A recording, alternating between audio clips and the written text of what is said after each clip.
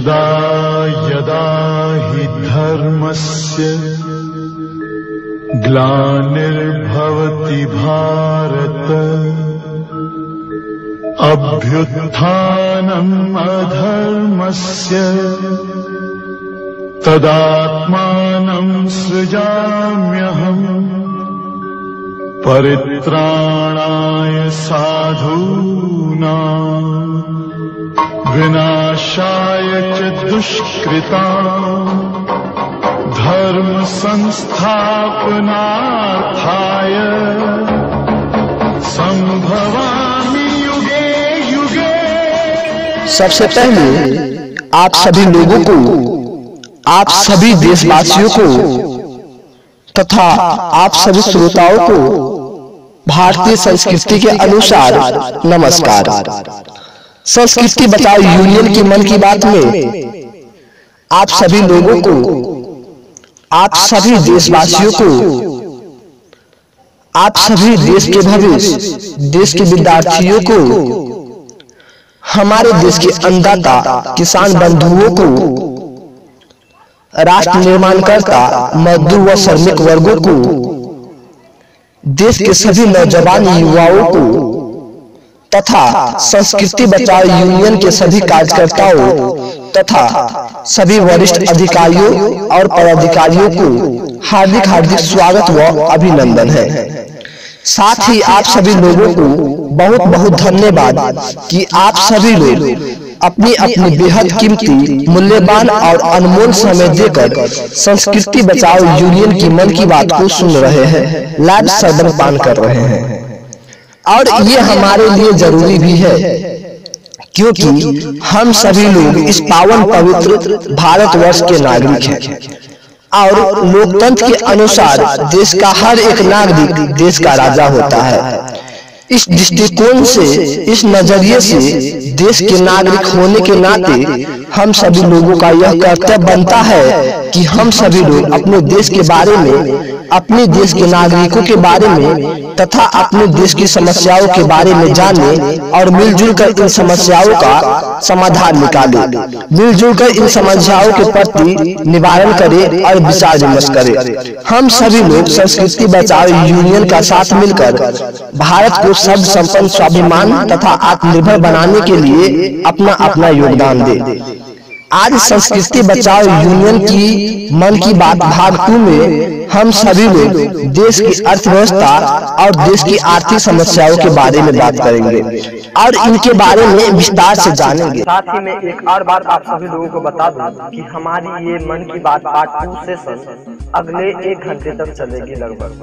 तो इस 1 घंटे के दौरान आप सभी लोग अपनी जगह से नहीं उठे क्योंकि हमारी जो आज की बात है कुछ खास होने वाली है, कुछ इम्पोर्टेंट बात होने वाली है हमारे देश के बारे में और हमारे देश की समस्याएं के बारे में। इनसे पहले हम सभी लोगों ने भाग 1 मन की बात में संस्कृति बचाओ यूनियन की उत्पत्ति, स्थापना व उद्देश्यों के बारे में बातचीत किया था और हम सभी लोगों ने ये जाना था कि ऐसे कौन कौन से लोग हैं जो संस्कृति बचाओ यूनियन के आगे बढ़ने के लिए प्रेरित कर रहे हैं।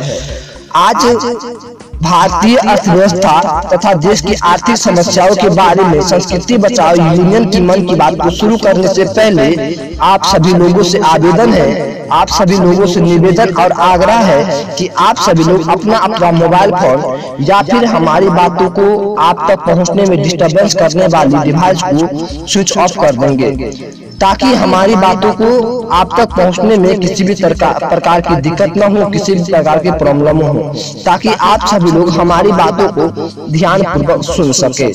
मैं आशा और उम्मीद करता हूं कि आप सभी लोग पूरी तैयारी के साथ ध्यानपूर्वक हमारी बातों को सुन पा रहे होंगे। चलिए तो आज की मन की बात को शुरू करने से पहले अपने बारे में मैं 2 मिनट आप सभी लोगों को बता दूं, क्योंकि आप सभी श्रोताओं में कई सारे ऐसे लोग भी होंगे जो मुझे नहीं जानते होंगे या फिर मेरी आवाज को कभी सुने भी नहीं होंगे। बहुत सारे ऐसे भी लोग होंगे जो संस्कृति बचाओ यूनियन और संस्कृति बचाओ आंदोलन से अपरिचित होंगे। ऐसे लोगों से मेरा परिचित होना अति आवश्यक है। तो दोस्तों चलिए मैं आपको अपने बारे में 2 मिनट बताता हूँ। दोस्तों, मेरा नाम मिस्टर अभिलेष गुरुभाई है। मैं बिहार राज्य के एक छोटा सा खूबसूरत जिला दरभंगा के केवटी प्रखंड के अंतर्गत दुधिया ग्राम का अस्थायी निवासी हूँ। मेरे पिताश्री का नाम श्री रविंद्र यादव है तथा दादाश्री स्वर्गीय श्री बड़ोलाल यादव है। मैं आशा और उम्मीद करता हूँ कि आप सभी लोग हमारी बातों को ध्यान पूर्वक और साफ साफ सुन पा रहे होंगे। तो चलिए आज की मन की बात को हम देश की अर्थव्यवस्था से जुड़ते से शुरू करते हैं। आज हम सभी लोग जानेंगे कि हमारे देश की अर्थव्यवस्था को ऐसे कौन कौन कारण हैं जो बुरी तरीके से प्रभावित कर रहे हैं और हमारे देश में अर्थव्यवस्था कहां तक कायम है और किस स्तर तक है, ये हम सभी लोग जानेंगे। जैसा कि आप सभी लोग जानते हैं कि कोरोना महामारी ने हमारे देश की अर्थव्यवस्था को बुरी तरीके से प्रभावित किया है। हमारे देश की अर्थव्यवस्था कोरोना महामारी और लॉकडाउन के कारण पूरी तरह से पटरी से उतर चुकी है। यदि ऐसी हालात हमारे देश में बनी रहे तो हमारे देश की अर्थव्यवस्था को फिर से कायम करने में कई साल लग जाएंगे। हमारे देश की अर्थव्यवस्था को जल्द से जल्द पटरी पर लाने के लिए तथा देश को आत्मनिर्भर और सर्वसंपन्न स्वाभिमान बनाने के लिए हमने संस्कृति बचाओ यूनियन की ओर से संस्कृति बचाओ आंदोलन के अंतर्गत हमारे सभी जिला अध्यक्ष सभी कार्यकर्ताओं को कई सारे अभियान चलाने के लिए हमने निर्देशित किया है। मैं आपको कुछ प्रमुख अभियान के बारे में आपको बतलाने जा रहा हूँ। कुछ प्रमुख अभियान से आपको परिचित कराने जा रहा हूँ जो हमारे देश की अर्थव्यवस्था को और आत्मनिर्भर बनाने के लिए अति आवश्यक है। पहली नंबर और पहली अभियान पर्यावरण रक्षा जीवन सुरक्षा। इस अभियान को हम लोगों ने पर्यावरण रक्षा और जीवन सुरक्षा जो हमारा अभियान है, इसलिए इस अभियान को हम लोगों ने शुरुआत किया क्योंकि आज पर्यावरण और जलवायु में असंतुलित होती जा रही है। दिन प्रतिदिन ये कभी प्राकृतिक जो है ना बुरी तरीके से हमें प्रभावित कर रही है। हम मानवों ने अपने स्वार्थ में इस पर्यावरण और इस जलवायु को इतनी हद तक नुकसान पहुंचाई है कि प्राकृतिक रूप बदल बदल के हमसे बदला रही है। कभी कोरोना महामारी के रूप में तो कभी बारिश के रूप में, कभी बाढ़ के रूप में, कभी भूकंप के रूप में। ये क्या है? क्या आपने कभी सोचा है कि ये सब क्यों हो रही है? प्राकृतिक में हम लोगों ने अपने स्वार्थ के चक्कर में इतनी असंतुलित पैदा कर दिया है कि जब तक हम लोग पर्यावरण और जलवायु पर बेहतर तरीके से ध्यान नहीं देंगे, इसे संतुलित नहीं किया जा सकता है। और यदि हम मानव जाति एक बार इस चीज के प्रति जागरूक हो गए कि पर्यावरण में हमारी क्या महत्व है, पर्यावरण हमारे जीवन में कहाँ तक हमें पहुंचा सकती है और पर्यावरण से हमें क्या नुकसान हो रहा है, यदि हम मानव जाति इस बात को समझ जाए तो इस असंतुलित वातावरण को संतुलित किया जा सकता है। इसीलिए संस्कृति बचाओ आंदोलन के पहले दिन हमने लालगंज क्वारंटाइन से जीवन रक्षा पर्यावरण सुरक्षा अभियान चलाया था। दूसरी अभियान हम चला रहे हैं मिलावटी खाद्य पदार्थ व केमिकल पेस्टिसाइडों के खिलाफ किसानों को मजबूती के लिए, क्योंकि आज के किसान केमिकल व रासायनिक कीटनाशक में इस तरह से मानसिक गुलाम के हालात में फंसे हुए हैं कि दिन प्रतिदिन इनकी लागत बढ़ती जा रही है और इनकी जीवन आज पूरी तरह से बिखरती जा रही है। देश भर में ऐसा कोई किसान नहीं होगा जो आज परेशान नहीं है आज के इन हालातों से। आज हमारे देश को ऊपर तक पहुंचाने में सबसे महत्वपूर्ण भूमिका आज के किसानों की है, क्योंकि हमारे देश में 75% की जनरेशन किसानों का है और इसीलिए जब तक किसानों को मजबूत नहीं बनाया जाएगा, जब तक किसानों को आत्मनिर्भर नहीं बनाया जाएगा, तब तक देश का विकास कभी संभव है? नहीं संभव है। इसीलिए हम इन केमिकल और पेस्टिसाइडों के खिलाफ एक अभियान चला रहे हैं जिनका नाम है केमिकल हटाओ जैविक अपनाओ।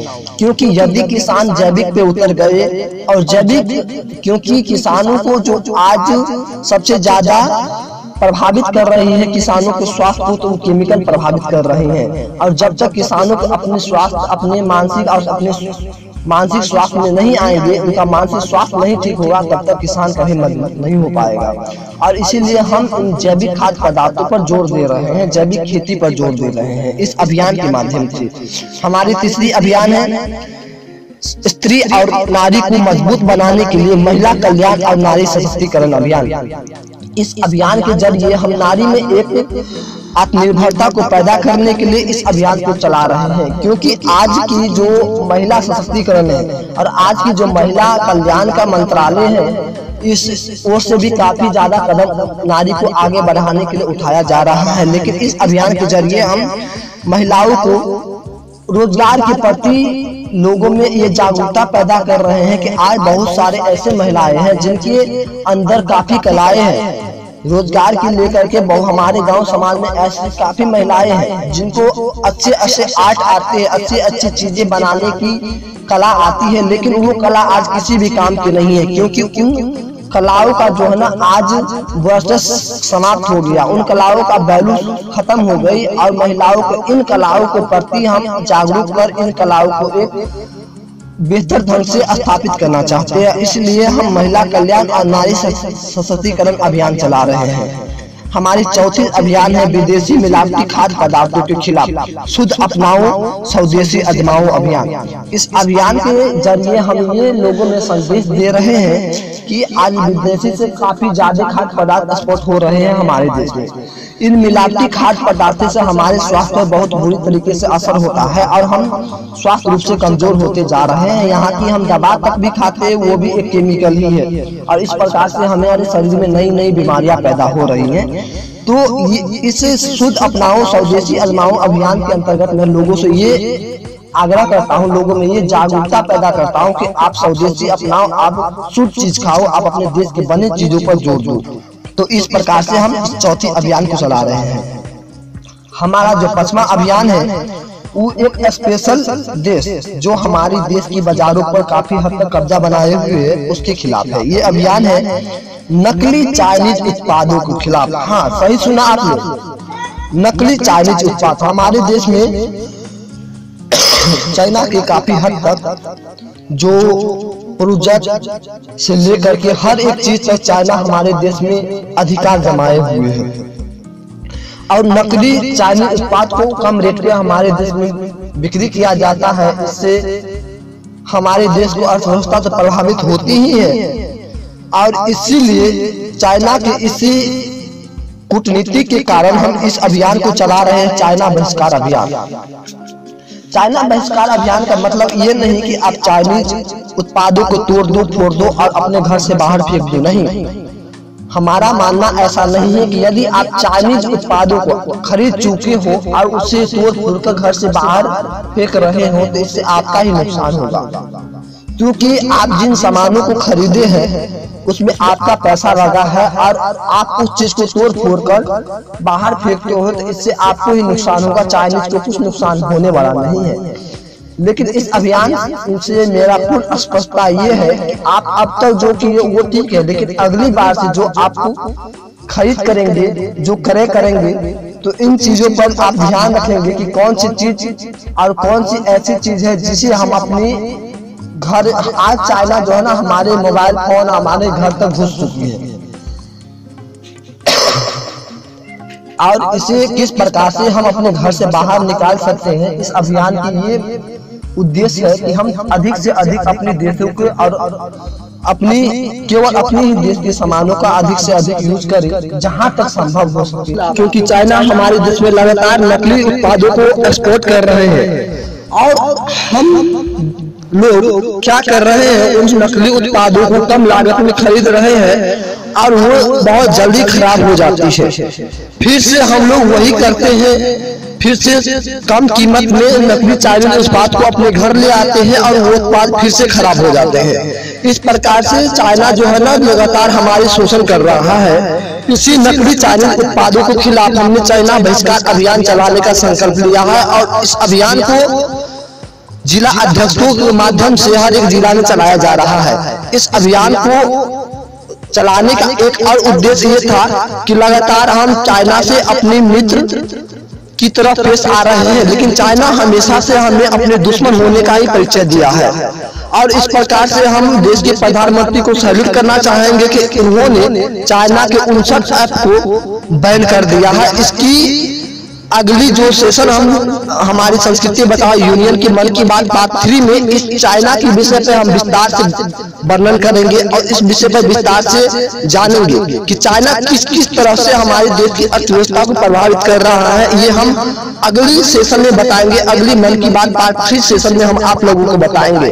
खैर, आप लोगों को बता दें कि इस चाइना बहिष्कार अभियान पर हमने एक और ऑडियो रिलीज किया है जो आपको यूट्यूब पे हमारे चैनल अभिलेष गुरु भाई पे मिल जाएंगे। आप यूट्यूब पे जाके संस्कृति बचाओ आंदोलन या संस्कृति बचाओ यूनियन के नाम से उसे सर्च कर सकते हैं। आपको सारे ऑडियो यूट्यूब पर मिल जाएंगे। और इसी प्रकार से जो एक और अभियान, इन सभी अभियानों का निचोड़ हमारे द्वारा चलाया जा रहा है, संस्कृति बचाओ यूनियन के द्वारा चलाया जा रहा है, वो अभियान है सर्व संपन्न स्वाभिमान भारतीय अभियान। सर्व संपन्न स्वाभिमान भारत अभियान भारत को सर्व संपन्न स्वाभिमान बनाने के लिए और इनकी जागरूकता के लिए जो अभियान चला रहे हैं, इसका मुख्य उद्देश्य है कि भारत को आत्मनिर्भर बनाया जाए और भारत को सर्व संपन्न स्वाभिमान बनाया जाए। इसके प्रतिफलन को किस प्रकार से शेड्यूल किया जाए, किस प्रकार से तैयार किया जाए, इस अभियान के जरिए हम लोग कर रहे हैं। इसी तरह से देश को मजबूती से खड़ा करने के लिए कई अभियान भी चलाए जा रहे हैं ताकि हमारे देश की अर्थव्यवस्था कम समय में पहले से दुगुनी मजबूत हो और हम अपने देश को विकसित देश की श्रेणी में खड़ा कर सके। कोरोना महामारी के कारण हमारे देश की अर्थव्यवस्था इस तरह से प्रभावित हुई है कि लॉकडाउन के कारण हमारे देश में 1 करोड़ 20 लाख की जनसंख्या भीषण गरीबी में चली गई है, जिनके पास सुबह शाम खाने के लिए नून रोटी का जुगाड़ नहीं हो पा रहा है। पूरी दुनिया में लॉकडाउन के कारण 5 करोड़ लोग महागरीब हुए हैं, जिसमें 1 करोड़ 40 लाख लोग सिर्फ भारत की जनसंख्या इससे प्रभावित है। और इसका परसेंटेज निकाला जाए तो 20.8% जनसंख्या भारत के गरीबी में है। जितनी भी आज सबसे ज्यादा प्रभावित होने वाले देशों में हमारा देश आज फिर से दुगुनी स्पीड के साथ ग्रोथ करने के लिए आगे बढ़ रहा है, दुगुनी स्पीड के साथ अपने आप को उठने के लिए तैयार हो रहा है। लेकिन इन अर्थव्यवस्था को जो आज हमारा देश तेजी के साथ ग्रोथ करने की कोशिश कर रहा है, इसमें हम सभी लोगों का सहयोग मिलना अति आवश्यक है। सिर्फ भारत की जनसंख्या जितनी भी प्रभावित हुई है, जितनी लोग गरीबी में गई है लॉकडाउन के कारण, उसका 20.8% जनसंख्या भारत की है। आप लोग सोचिए, 10.4 करोड़ लोग लॉकडाउन के कारण मिडिल इनकम में गए हैं, जिन्हें रोज 240 रुपए तक कमाई होती है। और 240 रुपए से कम कमाई करने वालों की जो परसेंटेज है वो 60 से 68% हो गई है। यानी कि 82 से 92 करोड़ ऐसे पॉपुलेशन है जो गरीबी रेखा के नीचे है, आज चली गई है। लॉकडाउन के शुरुआत में अप्रैल 2020 में सिर्फ 12.2 करोड़ लोग बेरोजगार हुए हैं। वही 15 मई 2020 तक की जो रिसर्च के आंकड़े हैं वो बताते हैं कि 30 करोड़ नौकरियां जा चुकी है। हमारे देश में 16 वर्ष से लेकर के 100 वर्ष के लोगों की संख्या लगभग 100 करोड़ है। इस प्रकार से हम देख रहे हैं कि रोजगार में जो है ना 30% की कमी आई है लॉकडाउन के कारण हमारे देश में। और कोरोना महामारी ने हमारे देश की अर्थव्यवस्था को इतनी बुरी तरीके से प्रभावित किया है। यदि हमारे देश को अर्थव्यवस्था को फिर से दुगुनी स्पीड के साथ ग्रोथ करनी है, फिर से दुगुनी स्पीड के साथ खड़ी करनी है, तो इसमें हम सभी भारतीयों का, हम सभी देशवासियों का अहम योगदान है, हम सभी देश के नागरिकों का अहम योगदान है। और संस्कृति बचाओ आंदोलन इसी दिशा में कार्य कर रही है। यहाँ तक कि भारत सरकार को भी ये कहना पड़ा, आप लोग भली भांति इस बात को जानते हैं कि इस विपरीत परिस्थिति में आप प्रधानमंत्री राहत कोष में अपनी आमदनी का कुछ हिस्सा दान करो। 31 मई 2020 के रिसर्च के आंकड़े बताते हैं कि लगभग 20,000 से ज्यादा मौत हमारे देश में कोरोना महामारी के कारण हुआ है। ये रेशियो 31 मई 2020 तक की है। इसके अलावा 31 मई 2020 तक की जो और रेशियो है 850 मौत संक्रमण का डर, अकेलापन और आर्थिक संकट के कारण हुई है। मैं आपको थोड़ा आगे इस रेशियो पे ले चलता हूँ। जो 20,000 से अधिक मौतें हमारे देश में कोरोना महामारी के कारण हुई है। इसके अलावा 850 और मौत हुई है जो इस कोरोना महामारी और लॉकडाउन के कारण हुई है। इसमें से मैं आपको बता दूं किस एक और रेशियो पे मैं विचार करना चाहूंगा। इसका माइग्रेशन के कारण 209 लोग शिकार हुए हैं। 174 लोग अपनी आत्महत्या की है। भूखमरी और वित्तीय संकट के कारण 167 लोग ने अपनी जान गंवा दी। श्रमिक ट्रेनों में 95 लोगों ने अपनी जान गंवा दी और स्वास्थ्य संबंधी सुविधा नहीं समय पर मिल पाने के कारण 63 लोगों ने अपनी जान गंवा दी। इसमें से कौन सा राज्य कितनी संख्या में मौतें हुई है मैं आपको बता दूं। उत्तर प्रदेश से 194 मौत हुई है, महाराष्ट्र से 88 मौत हुई है, मध्य प्रदेश से 63 मौत हुई है, बिहार से 59 मौत हुई है और तेलंगाना से 41 मौत हुई है। 174 आत्महत्या जो हुई है, उत्तर प्रदेश में 27 आत्महत्या हुई है, महाराष्ट्र में 22 आत्महत्या हुई है, तमिलनाडु में 22 आत्महत्या हुई है, तेलंगाना में 16 आत्महत्या हुई है और कर्नाटक में 13 आत्महत्या हुई है।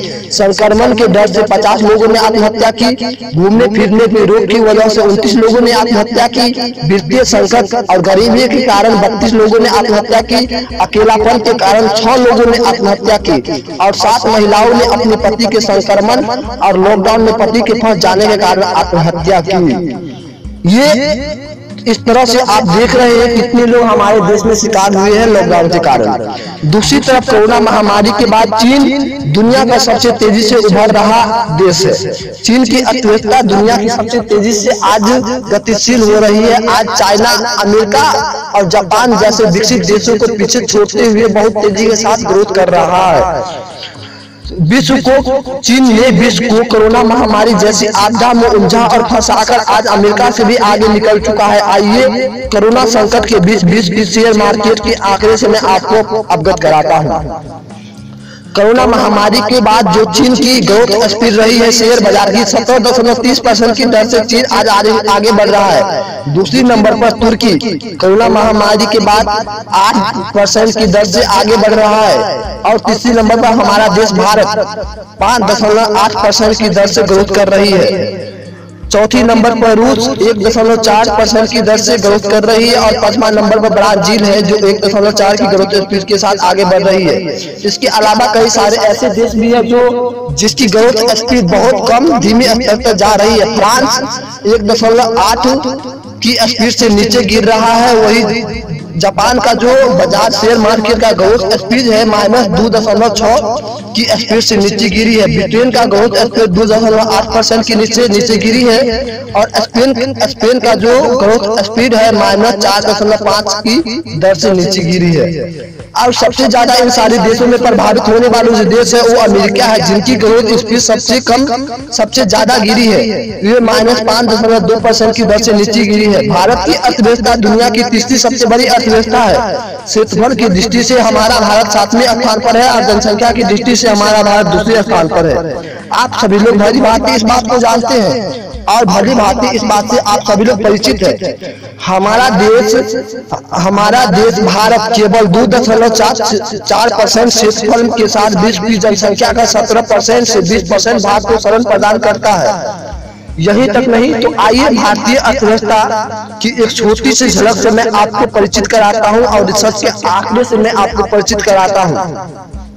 हमारे देश की मुद्रा रुपये है। 1 रुपया बराबर हमारे देश में 100 पैसे होते हैं। वित्तीय वर्ष 2019 से के 1 अप्रैल से 2020 तक के आंकड़े ये बताते हैं। आंकड़े से मैं आपको परिचित कराने वाला हूँ। सकल घरेलू उत्पाद में प्रति व्यक्ति वृद्धि दर जो हमारे देश का 8.3 है। बेरोजगारी हमारे देश में 9.5 की दर से है। गरीबी रेखा के नीचे हमारे देश में 35% से अधिक लोग निवास करते हैं। हमारे देश की श्रमिक क्षमता 47.2 करोड़ है। सकल घरेलू उत्पाद में हमारे देश का 5वां स्थान है और वही सकल घरेलू उत्पाद 2,59,750.63 अरब रुपए का है। 2017 के ये रेशियो है, 2017 के ये आंकड़ा है। व्यवसाय के द्वारा हमारे देश का श्रमिक क्षमता 1999 के अनुसार आरामदी 60%, सेकेंडरी 17%, सेवा 23%। व्यवसाय के द्वारा हमारे देश का श्रमिक क्षमता और वही घरेलू उत्पाद और विभिन्न क्षेत्रों में हमारे देश की श्रमिक क्षमता जो है प्राइमरी 13.9%, सेकेंडरी 26.1%, सेवा 59.8%। मुख्य उत्पाद जो हमारे देश के हैं चावल, गेहूं, तिलहन, कपास, जूट, गन्ना, आलू, पशु, मुर्गी, मछली इत्यादि है। और हमारे देश का मुख्य उद्योग वस्त्र उद्योग, रसायन उद्योग, खाद्य प्रसंस्करण, इस्पात उद्योग, सीमेंट उद्योग, खनन, पेट्रोलियम उद्योग इत्यादि है। हमारे देश में जो दूसरे देशों से व्यापार होते हैं उसमें कच्चा तेल, मशीनें, जेवरात, कपड़े, गहने, रसायन, चमड़ा इत्यादि होते हैं। हमारे देश से जो दूसरे देशों में निर्यात होते हैं, यानी निर्यात का मतलब है और शाब्दिक अर्थ में हम कहें तो निर्यात का मतलब होता है कि हमारे देश से जो बिक्री के सामान, बिक्री योग्य सामान तैयार होकर के दूसरे देशों में जाते हैं, वो जो परसेंटेज है हमारे देश में निर्यात का वो 47.25 अरब डॉलर का है। और दूसरे देशों से जो बिक्री होकर के तैयार माल हमारे देश में बिक्री होने के लिए आते हैं, तो दूसरे देशों से जो हमारे देश में एक्सपोर्ट होते हैं, आयात होते हैं, वो 74.15 अरब डॉलर का है। इस प्रकार से आप इस बात का अंदाजा लगा सकते हैं कि हमारे देश में निर्यात कितना कम है और आयात कितनी ज्यादा है। और जब तक हम अपनी निर्यात को नहीं बढ़ाएंगे तब तक हमारा देश की अर्थव्यवस्था मजबूत नहीं हो पाएगी। और निर्यात की बढ़ाने के लिए हमें देश के लघु उद्योग पे ज्यादा फोकस करनी होगी, लघु उद्योग के मजबूत बनाना होगा। तब तक और हमारे देश की प्रोडक्ट और उत्पाद की क्वालिटी को बेहतर बनाना होगा अन्य देशों के मुकाबले, तब हम इस निर्यात को रेशियो को और अधिक बढ़ा सकते हैं। हमारा देश एक ऐसा समय था जब सोने का चिड़िया कहलाता था। आर्थिक इतिहासकार एंगस मेडिसन के रिसर्च के आंकड़े बताते हैं कि पहली सदी यानी पहली सदी से लेकर 10वीं सदी तक भारत की अर्थव्यवस्था विश्व की सबसे बड़ी अर्थव्यवस्था थी। पहली शताब्दी से 10वीं शताब्दी तक भारत की अर्थव्यवस्था विश्व की सबसे अर्थव्यवस्था पे। आप सभी लोग यहाँ पे फोकस कीजिए, आप सभी लोग यहाँ पे ध्यान दीजिए।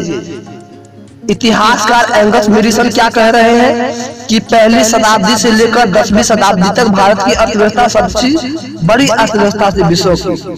और वही सन और हमारी पहली शताब्दी से भारत का जो जीडीपी था, जीडीपी ग्रोथ था 32.9% था। वही सन 1000 ईस्वी में हमारे देश का जो जीडीपी था 28.9% हुआ। आप यहाँ देखिए, यानी पहली शताब्दी में भारत का जीडीपी 32.9% था, लेकिन सन 1000 ईस्वी में हमारे देश का जो जीडीपी था 28.9% हुआ। यहाँ भी लगभग 4% की जो है माइनस हुई हमारे देश की जीडीपी में। वही लेकिन 1700 ईस्वी में हमारे देश का जीडीपी 24.4% हो गया। अब देखिए मतलब कि 1000 से और 1700 ईस्वी तक हमारे देश की जीडीपी में फिर बड़ी कमी आई है, लगभग 4.5% की कमी आई है हमारे देश की जीडीपी में। और इस तरफ से ये रेशियो हमेशा लगातार कम होता जा रहा है। तो बताइए आप सभी लोग कि हमारा देश किस प्रकार से ग्रोथ कर पाएगा। और आप सभी लोग इस बात से तो जानते हैं कि हमारा देश पूर्व समय में सोने का चिड़िया कहलाता था। हमारे देश पूरे विश्व को बोलना, लिखना, चलना, सारी चीजें हमारे देश ने सिखाई है पूरे विश्व को। आप कहेंगे आप कैसे कह सकते हैं इन सारी चीजों को? हाँ, मैं साइंटिफिक प्रूफ के साथ इस बातों को कह सकता हूँ और इतिहास की गहन रिसर्च और अध्ययन के बाद इस बात का दावा करता हूँ कि हमारा भारत आज से हजारों पहले मजबूत था और आत्मनिर्भर था। हमारे देश ने पूरे विश्व को वायुयान बनाना सिखाया। हमारे देश ने पूरे विश्व को भाषा और लिपि का ज्ञान दिया। हमारे देश ने पूरे विश्व को अंकगणित का ज्ञान दिया। हमारे देश ने पूरे विश्व को लौह उद्योग का ज्ञान दिया। हमारे देश ने पूरे विश्व को सर्जन और डॉक्टरी का ज्ञान दिया। हमारे देश ने पूरे विश्व को ज्योतिष और ध्यान साधना से परिचित कराया। हमारे देश ने पूरे विश्व को आध्यात्मिक रहस्यों के बारे में उजागर किया। हमारे देश ने पूरे विश्व को अंकगणित के क्षेत्र में उजागर किया। आप सभी लोग इस बात को जानने की जरूरत है, इस बात के प्रति आप सभी लोगों में जागरूकता लाने की जरूरत है कि जब हमारा भारत इतना मजबूत था तो क्या कारण है कि हमारे देश की आज कई सारे ऐसे देश भी हैं जो हमारे देश से फिर से आजाद हुए हैं। इसके सबसे बड़ी उदाहरण आप चाइना के ले सकते हैं, आप चीन का ले सकते हैं। चीन की जो आजादी आई है हमारे देश से 2 साल बाद आई है। हमारा देश 1947 ईस्वी में आजाद हुआ है, लेकिन चाइना 1949 ईस्वी में आजाद हुआ है। वही चाइना जो कभी गुलाम था, उन्होंने आज काफी बड़ी उड़ान भरी है अपनी अर्थव्यवस्था के क्षेत्र में और अपनी विकसित के लिए। तो आप लोग इस बात को समझ सकते हैं कि हमारी जो ग्रोथ स्पीड थी पूर्व समय में, आज से कुछ समय पहले वो काफी हद तक नीचे गई है। आखिर गई तो क्यों गई? ये सब किसके वजह से हुआ?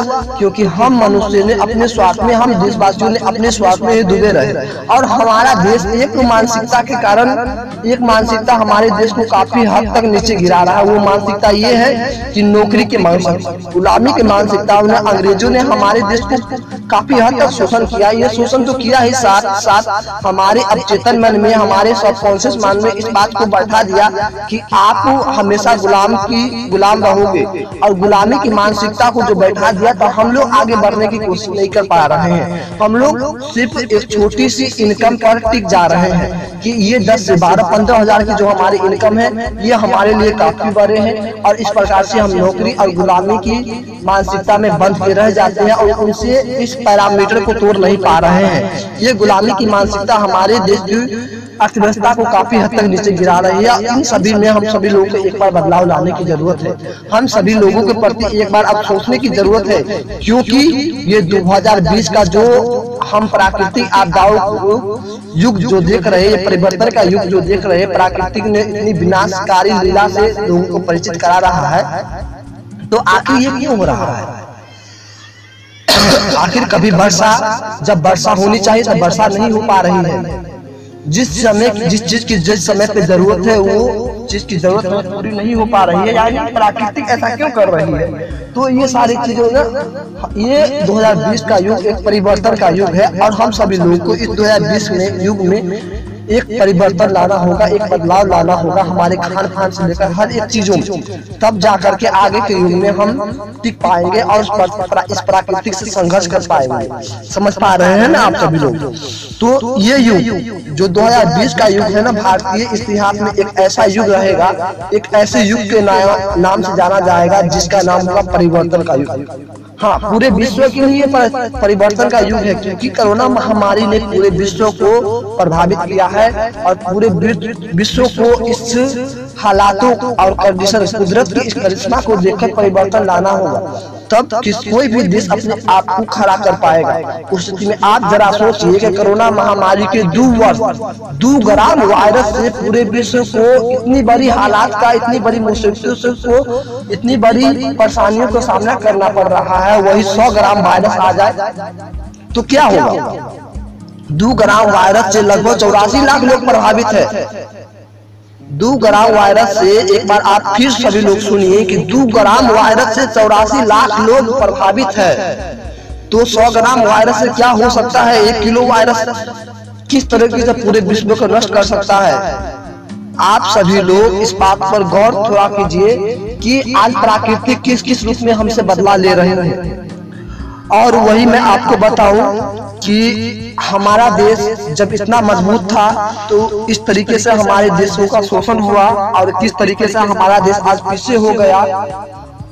तो इसमें किसका योगदान है? इसमें हम सभी लोगों का योगदान है। और एक बार हम सभी लोग जागेंगे तो फिर से हमारा देश की जो ग्रोथ स्पीड होगी काफी हद तक जाएगी। इसमें हम सभी लोगों को अहम जिम्मेदारी है कि हम अपने देश को आगे बढ़ाने के लिए हमेशा कर्तव्यवान रहे और हमेशा निष्ठापूर्वक कार्य करें और हमेशा इसके प्रति प्रेरित हो कि हम अपने देश को आगे ले। इसके अलावा मैं आप सभी लोगों को कुछ ऐसे देशों से परिचित कराने जा रहा हूं जिनके साथ हमारा देश भारत वैश्विक स्तर पर मिलकर व्यापार करते हैं। तो इन देशों को परिचित करा के मैं आपको ये बताना चाहता हूँ, मैं आपको ये बताना चाह रहा हूँ कि आप सभी लोग इन देशों को जानें, ताकि हमारा देश वैश्विक स्तर पर किन देशों के साथ जुड़ा हुआ है और जिन देशों की सूची में आप सभी लोगों के बीच बताने जा रहा हूँ, ये कुछ महत्वपूर्ण और खास देश हैं जिनके साथ मिलकर हमारा भारत वैश्विक स्तर पर व्यापार कर रहे हैं। पहले नंबर पर चीन, जो हमारे देश में सबसे ज्यादा व्यापार करते हैं हमारे देशों के साथ मिलकर के। चीन की आयात हमारे देश में काफी अधिक होता है अन्य देशों के मुकाबले, और जबकि हमारे देश में चीन का जो निर्यात होता है वो बहुत ही कम है। दूसरी नंबर पर अमेरिका, सऊदी अरब, स्विट्जरलैंड, जर्मनी, हांगकांग, इंडोनेशिया, दक्षिण Korea, Malaysia, Singapore, Japan, Iraq, Kuwait, Iran, Australia, दक्षिण अफ्रीका जैसे कई सारे देश हैं जो हमारे देश के साथ मिलकर वैश्विक स्तर पर व्यापार करते हैं। इसके बाद मैं आप सभी लोगों से ऐसे 25 कारणों के बारे में बात करूंगा जो हमारे देश की अर्थव्यवस्था को काफी हद तक प्रभावित किए हैं। मैं इन 25 कारणों को बतला के आपको ये संदेश देना चाहता हूँ, ये बताना चाहता हूँ कि आप सभी लोग इस 25 कारणों को, इस 25 रीजंस को जाने, ताकि हमारा देश किस कारण से ग्रोथ नहीं कर पा रहा है इसमें सुधार करके, इसमें आपको अपने जिंदगी में जहां पर जैसे हो उन चीजों में सुधार करके, उन चीजों को अप टू डेट करके आप अपने देश के विकास में अपना सहयोग दे सकते हैं। पहले नंबर पर हमारे देश की अर्थव्यवस्था, जो विश्व की तीसरी सबसे बड़ी अर्थव्यवस्था है। क्षेत्रफल 32,87,263 वर्ग किलोमीटर, उत्तर से दक्षिण तक 3214 किलोमीटर, पूर्व से पश्चिम तक 2933 किलोमीटर, समुद्र तट की लंबाई 100,100 किलोमीटर। हमारे देश का राष्ट्रीय आय के दो अवधारणा है, सकल घरेलू उत्पाद और बसकल घरेलू उत्पाद। 2011-12 में सकल घरेलू उत्पाद 89,12,178 करोड़ रुपए का था। हमारा वार्षिक विकास आय इस प्रकार से अन्य राष्ट्र के मुकाबले काफी कम है, हमारे राष्ट्रीय आय काफी कम है। तीसरा रीजन, नियोजित और विकासशील मिश्रित अर्थव्यवस्था। हमारे देश में जो अर्थव्यवस्था है वो मिश्रित अर्थव्यवस्था है। चौथा रीजन, प्रति व्यक्ति आय का निम्न स्तर 5,729 रुपया। आप समझ सकते हैं कि हमारे देश में जो प्रति व्यक्ति आय है मात्र 5,729 रुपये भर है। पांचवा रीजन, औसत भारतीय का निम्न जीवन स्तर, असंतुलित भोजन, बीमारियां, जहां अधिकतर देशों में खाद्य पदार्थों का औसत लगभग 3400 कैलोरी है से अधिक है, जबकि हमारे देश में 2,415 कैलोरी मात्र है। छठा रीजन, जनसंख्या की विस्फोट वृद्धि। विश्व की लगभग आधी विश्व की लगभग 20% जनसंख्या हमारे देश में विश्व की 2.4% क्षेत्रफल पर निवास करती है। हमारे देश में वार्षिक जनसंख्या का वृद्धि स्तर 1.9% की दर से है। सातवां रीजन, कृषि प्रधान अर्थव्यवस्था। हमारे देश एक कृषि प्रधान देश है, यहाँ की 75% जनसंख्या कृषि पर निर्भर है। रासायनिक व केमिकल के प्रयोग से किसानों की लागत दिन प्रतिदिन बढ़ती जा रही है और मुनाफा घटता जा रहा है। कृषि से श्रम शक्ति का 64% भाग को आजीविका प्राप्त कर रहा है और 1/3 भाग ही सिंचाई हो पाती है। इस विषय पर किसी और दिन हम आप सभी लोगों के साथ इस गहराई से इस विषय पर बात करेंगे, क्योंकि आज हमारे पास उतना समय नहीं है जो इतनी विस्तार से हम कृषि व्यवस्था पे यदि बात करने लगे तो काफी ज्यादा समय लग जाएगा। समझ पा रहे हैं आप सभी लोग? तो इसीलिए इस कृषि प्रधान अर्थव्यवस्था को हम यहाँ से संक्षेप में लेंगे और इस पर किसी अगले दिन इस सेशन पे बात करेंगे हम सभी लोग। उसके बाद आर्थिक विषमताएं। 8वां रीजन जो है आर्थिक विषमताएं। भारत की आय और संपत्ति का वितरण में भारी असमानता आज है। 9वां रीजन, संपन्नता में गरीबी। एक सोच की मानसिकता से भारत गरीबी से जूझ रहा है। एक व्यक्ति भारत में इसलिए गरीब है क्योंकि वह पहले से गरीब है, क्योंकि उसका पूर्वज गरीब है, क्योंकि उसका पूर्वज गरीब था। और ये मानसिकता आज हमारे देश के लोगों को आगे बढ़ने से दिन प्रतिदिन रोक रही है। जब तक हम इन चीजों में सुधार नहीं करेंगे, इस मानसिकता को दूर नहीं करेंगे, तब तक फिर हमारी भारत से गरीबी नहीं जा सकती है। उसके अलावा जो 10वां रीजन है निर्बल आर्थिक संगठन। हमारे देश के जो कुछ विकास के लिए कुछ आर्थिक संगठन और संस्थाएं हैं, आज भी पूर्ण रूप से विकसित नहीं हुई है। 11 रीजन उपभोग के सामाजिक व आर्थिक सूचक। उपभोग के सामाजिक व आर्थिक सूचक प्रति व्यक्ति कैलोरी उपभोग के प्रति 1000 जनसंख्या के लिए डॉक्टर, मोटर गाड़ी, टेलीफोन, मानव विकास में सूचांक के भारत का 137वां स्थान है। और जब हमारे देश की उपभोग और सामाजिक आर्थिक सूचक के रूप में 137वां स्थान है, तो इसे और तेजी के साथ हमें ग्रोथ करने की जरूरत है। 12वां जो रीजन है वो है बेरोजगारी और अल्प बेरोजगारी की विद्यमानता। यह एक बहुत बड़ी लंबी विषय है, इस पर भी हम किसी अन्य दिन समय निकाल के बात करेंगे, क्योंकि बेरोजगारी और अल्प बेरोजगारी पे यदि बात करने लगे तो ये भी एक महत्वपूर्ण विषय है, इसीलिए इसको इग्नोर करते हुए आगे चलते हैं। 13 रीजन प्रादेशिक आर्थिक विषमताएं। कुछ राज्य प्राकृतिक रूप से और आर्थिक दृष्टिकोण से विकसित है, लेकिन पूर्ण रूप से विकसित नहीं। 14 रीजन नंबर 14 औद्योगिक विकास में पिछड़ापन। उद्योगों में राष्ट्रीय आय का 6% हिस्सा प्राप्त होता है हमारे देश में उद्योगों से। 15% जनसंख्या को मात्र रोजगार प्राप्त हो पाता है। औद्योगिक विकास में महाराष्ट्र, गुजरात, कर्नाटक तेजी से आगे बढ़ रहे हैं, लेकिन वही बिहार, उड़ीसा, उत्तर प्रदेश जैसे राज्य पीछे हैं। रीजन नंबर 15 असंतुलित विदेशी व्यापार। हमारे देश में प्रतिवर्ष आयात निर्यात से ज्यादा हो रहे हैं, और इन सारी चीजों पर हम सभी देशवासियों को एक बार जागरूक होकर इस अपने देश की उत्पादन को क्वालिटीदार बनाना अन्य देशों के मुकाबले, तब हमारे देश का निर्यात में बढ़ोतरी हो पाएगी। रीजन नंबर 16 निम्न स्तर की तकनीकी का उपयोग। निम्न स्तर की तकनीकों का उपयोग। अधिकांश तकनीक महंगी है, पूंजी का अभाव है और कुशल श्रमिकों की कमी से हमारे देश की अर्थव्यवस्था पर प्रभावित हो रही है। रीजन नंबर 17 विदेशी ऋण और सहायता भार का बढ़ता दबाव। जब हमारे देश आर्थिक तंगियों से गुजरता है तो हमारे देश की सरकार को दूसरे देशों से कर्ज लेना पड़ता है, और इस प्रकार से हमारे देश में ऋण का भार जो है दिन प्रतिदिन बढ़ता जा रहा है। रीजन नंबर 18 सरकारी क्षेत्र में उपकरणों का विनिवेश। सरकारी विनिवेश की प्रक्रिया 1991 में शुरू हुई थी, फिर भी हम उन लक्ष्यों को आज प्राप्त नहीं कर पाए हैं। कुछ प्राप्त भी किए हैं तो वो भी विवादास्पद बने हैं। रीजन नंबर 19 वैश्वीकरण और उदारीकरण की नीतियों का झूठा सच। हमारे देश में कई सारे ऐसे चीजें हो रही हैं, कई सारे ऐसी घटनाएं हो रही है जो वैश्वीकरण और उदारीकरण नीति को झूठा साबित कर रही हैं। रीजन नंबर 20 पूंजी निर्माण में धीमी गति। आर्थिक धीमी गति, आर्थिक दरिद्रता और निम्न आय का कारण ये हमारे देश को काफी हद तक प्रभावित कर रही है। रीजन नंबर 21 घाटे की अर्थव्यवस्था। राजस्व व्यय को बढ़ाने के कारण केंद्रीय सरकार का राजस्व घाटा, राजकोषीय घाटा और प्राथमिक घाटा के निरंतर बढ़ रहे हैं। रीजन नंबर 22 सकुशल शिक्षा का अभाव व गुलामी की मानसिकता।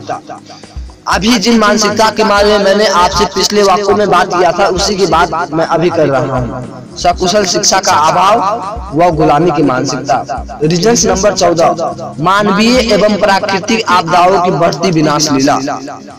हमारे देश को ग्रोथ करने में प्राकृतिक आपदाओं का भी काफी बड़ा योगदान है, जो हमारे देश की अर्थव्यवस्था को ग्रोथ करने से रोक रही है। और खैर इसे तो कोई रोक नहीं सकता है, लेकिन हाँ इसके प्रति जागरूकता लेकर के हम इसे काफी हद तक तैयारी बने रह सकते हैं इसका सामना करने की।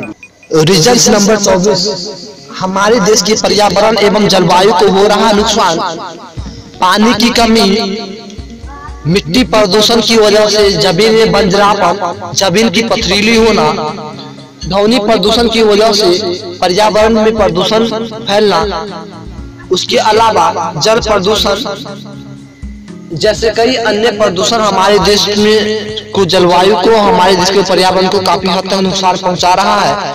तो जागरूकता कर हम इसे अपने जीवन में इन चीजों पर फोकस कर हम इससे सभी लोग आपस में मिलकर एक ठोस कदम बढ़ाकर हम इसे कम कर सकते हैं, इसे संतुलित कर सकते हैं।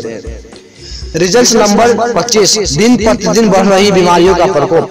हाँ, हमारे देश में जो है ना आए दिन काफी हद तक नई नई बीमारियों का सामना करना पड़ रहा है, जिससे हमारी देश की जो आर्थिक व्यवस्था है काफी हद तक प्रभावित होती है। तो अभी तक मैंने आपको उन 25 कारणों से अवगत कराया जिन समस्याओं से आज हमारा देश जूझ रहा है। और अब मैं आप सभी लोगों को भारतीय अर्थव्यवस्था को मजबूत बनाने वाली ऐसी 15 कारणों के प्रति आपको अवगत कराना चाहूंगा, जिनसे सुधार करने के बाद, जिनमें सुधार लाने के बाद हमारे देश की अर्थव्यवस्था को मजबूत बनाया जा सकता है। हमारे देश की अर्थव्यवस्था को उन देशों के श्रेणी में लाया जा सकता है जो आज विकसित रूप से अपने आप को आसमान की बुलंदियों को छू रहा है। नंबर 1, आर्थिक विकास दर में वृद्धि। हाँ बिल्कुल, हमारे देश की सर्वसंपन्न स्वाभिमान बनाने के लिए आर्थिक विकास दर में वृद्धि करना होगा। नंबर 2, नियोजित विकास प्रक्रिया को बल देना होगा। नंबर 3, देश में आर्थिक संकीर्णता को कम करना होगा। नंबर 4, सार्वजनिक एवं निजी क्षेत्र में समन्वय स्थापित करना होगा। नंबर 5, आर्थिक दृष्टि से कमजोर व पिछड़े लोगों पर ध्यान देना होगा। नंबर 7, औद्योगिक विकास की गति को तेज करना होगा। नंबर 8, पूर्ण रूप से रोजगार की स्थिति को प्राप्त करना होगा। नंबर 9, कृषि विकास में आधुनिक एवं सरल तकनीकों को विकसित करना होगा। नंबर 10, आर्थिक स्थिरता को बनाए रखना होगा। नंबर 11, आधारभूत सुविधाओं को विकास करना होगा। नंबर 12, नागरिकों को सामाजिक कल्याण के लिए नई नीति बनानी होगी।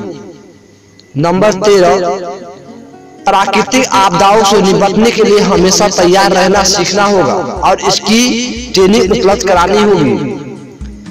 नंबर 14, स्वास्थ्य व चिकित्सा क्षेत्र में नई तकनीक को विकसित करना होगा।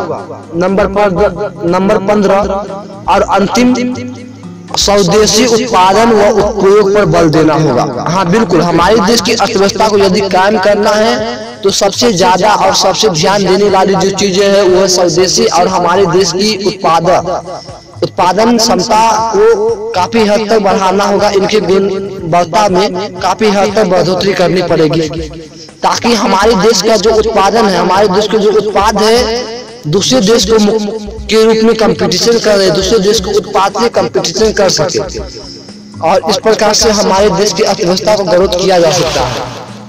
भारत में नई आर्थिक नीति के सुधार हेतु भारत सरकार के द्वारा जुलाई 1991 में भारत में वैश्वीकरण तथा औद्योगिकरण की नीति अपनाई गई और नई आर्थिक नीति लागू की गई। इसके अंतर्गत 5 औद्योगिक क्षेत्रों को छोड़कर लाइसेंस पूर्णतया समाप्त कर दिया गया, जिसमें शराब, सिगरेट, तंबाकू, विस्फोटक, खतरनाक रसायन, इलेक्ट्रॉनिक्स, वायुयान रक्षा इत्यादि है। वही दूसरी तरफ हमारा मानना है कि हमारे देश की अर्थव्यवस्था को मजबूत बनाना है तो हम सभी देशवासियों को एक साथ मिलकर कदम बढ़ाना होगा। मुख्य रूप से 3 बिंदुओं पर हमें काम करना होगा। नंबर 1, भारत की कृषि व्यवस्था को सुचारू बनाना होगा, किसान और मजदूर को मजबूत बनाना होगा। नंबर 2, भारत के लघु उद्योगों को बढ़ावा देना होगा। नंबर 3, भारत की शिक्षा व्यवस्था को नौकरी पर नहीं व्यवसाय पर आधारित बनाना होगा। तो दोस्तों, मैं संस्कृति बचाओ यूनियन के संस्थापक अभिलेष गुरु भाई भारतीय अर्थव्यवस्था और उनसे जुड़ी समस्याओं के बारे में संक्षेप में आपको बताया। आज की मन की बात में हमारी और आपकी यात्रा यही तक है। तो दोस्तों, मैं संस्कृति बचाओ यूनियन के संस्थापक मिस्टर अभिलेष गुरु भाई भारतीय अर्थव्यवस्था और उनसे जुड़ी समस्याओं के बारे में संक्षेप में आपको बताया। आज की मन की बात में हमारी और आपकी यात्रा बस यही तक है। मैं आप सभी लोगों की परेशानियां और दिक्कतों को समझ सकता हूं, इसलिए मैं अपनी वाणी को यहीं पर एंड अप करता हूं। इसके बाद हम सभी लोग संस्कृति बचाओ यूनियन की मन की बात पार्ट 3 में भारतीय अर्थव्यवस्था में चीन के योगदान पर चर्चा करेंगे कि चाइना हमारे देश की अर्थव्यवस्था को किस प्रकार से प्रभावित कर रहा है। आगे की सेशन में हम सभी लोग इसी विषय पे बात करेंगे कि हमारी देश की अर्थव्यवस्था में चाइना का क्या योगदान है और चाइना किस प्रकार से हमारे देश में आज कब्जा करके बैठा हुआ है। क्योंकि आपको पता है कि चाइना की जो हमारे देश में एक्सपोर्ट है काफी हद तक है। चाइना से हमारे देश में जो आयात होती है सबसे ज्यादा होती है और ये चाइना कम से कम कीमत पर नकली और क्वालिटीहीन प्रोडक्टों को हमारे घर में उतार रही हैं ताकि हम उन चीजों को खरीद कर काफी हद तक अपने आप को नुकसान पहुंचा रहे हैं। तो इसी विषय पे हम सभी लोग अगले सेशन में पार्ट 3 मन की बात में बात करेंगे। और इसके अलावा मैं आशा और उम्मीद करता हूं कि इसी तरह आप सभी लोग पूरी तैयारी के साथ पूरी जोश व जुनून की परिचय देते हुए तन मन से इस सेशन को अटेंड करेंगे। इसी के साथ मैं अभिलेष गुरु भाई आप सभी श्रोताओं की उज्जवल भविष्य की कामना करते हुए अपनी वाणी को विराम देता हूं। तब तक के लिए best of luck. So thanks very much. परम मनोहर दिव्य रथ सुरपति दियो पठान,